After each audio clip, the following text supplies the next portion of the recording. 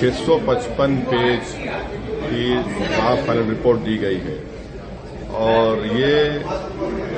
Humanly impossible है कि कोई इंसान 655 पेजेस रिपोर्ट पढ़ के 10 घंटे के अंदर या 8 घंटे रिपोर्ट दें, पर फिर भी हमने कोशिश की। हम अपनी डिसर्ट रिपोर्ट दिए हैं इस बिल के खिलाफ, इसके अमेंडमेंट्स के खिलाफ, जो हम समझते हैं कि ये वफ़ के लिए फ़ायदेमंद नहीं रहेंगे बल्कि वफ़ को बर्बाद कर देंगे और ये ख़ास तौर से मुसलमानों को उनकी इबादत से महरूम करने के लिए ये आर्टिकल 26 का एक ग्रेव वायलेशन है। उसमें वक्फ बाय यूज़र को निकाल देना और फिर लिमिटेशन एक्ट को अप्लाई करना, इवैक्यू के प्रोविजन को हटा देना, ओवरराइडिंग लॉ को हटा देना, कलेक्टर को ये इख्तियार देना कि वो गवर्नमेंट प्रॉपर्टी का तय करे, ये सब वक्फ के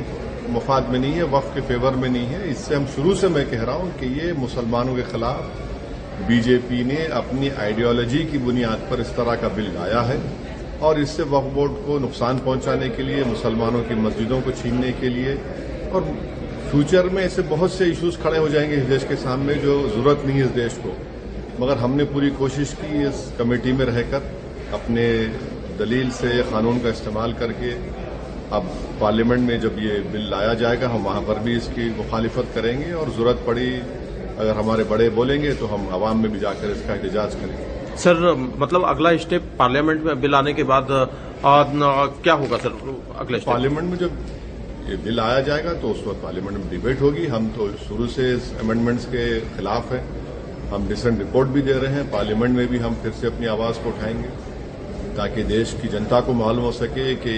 किस तरीके से एक ही समुदाय को टारगेट किया जा रहा है। अगर Hindu endowment boards, Sikh gurdwara boards, Christians के वेरियस डिनोमिनेशन के बोर्ड्स में